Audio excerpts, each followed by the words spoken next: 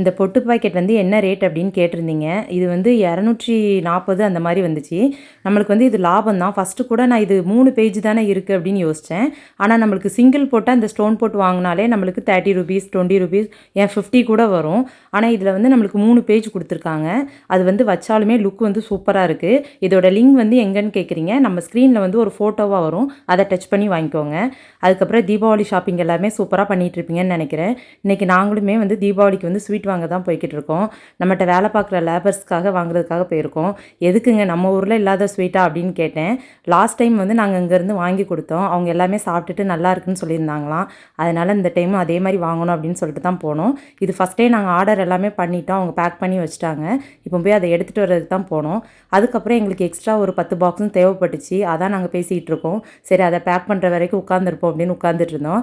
பாப்பா வந்து அம்மா இதை வாங்குமா அப்படின்னா, அதெல்லாம் வேஸ்ட்டு ஃப்ரெண்ட்ஸ். ஏன்னா 4-5 சாக்லேட் தான் வச்சுருக்காங்க.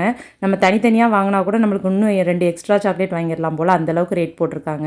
ஃபைனலாக எல்லாம் வாங்கிட்டு அதுக்கப்புறம் அம்மா வீட்டுக்கு போயிட்டு அம்மாவுக்கும் ஸ்வீட் கொடுத்துட்டு அதுக்கப்புறம் அம்மா வந்து பாப்பாவுக்கு வெடி கொடுத்தாங்க. அதையும் வாங்கிட்டு அப்படியே அங்கேருந்து வந்தோம். இன்றைக்கி பர்த்டே செலிப்ரேட் பண்ணுற ஜோஷ்வாங்கிற தம்பிக்கு ஹாப்பி பர்த்டே, காட் பிளஸ் யூமா. அதுக்கப்புறம் அம்மா வீட்டிலேருந்து அப்படியே நேராக வீட்டுக்கு வந்துட்டோம். இன்றைக்கி டே இப்படி தான் ஃப்ரெண்ட்ஸ் போச்சு. வீடியோ உங்களுக்கு பிடிச்சிருக்குன்னு நினைக்கிறேன். வீடியோ பிடிச்சா லைக் பண்ணுங்கள், ஷேர் பண்ணுங்கள், மறக்காமல் சப்ஸ்கிரைப் பண்ணுங்கள். அடுத்த ஒரு சூப்பரான வீடியோவில் பார்க்கலாம். பாய்.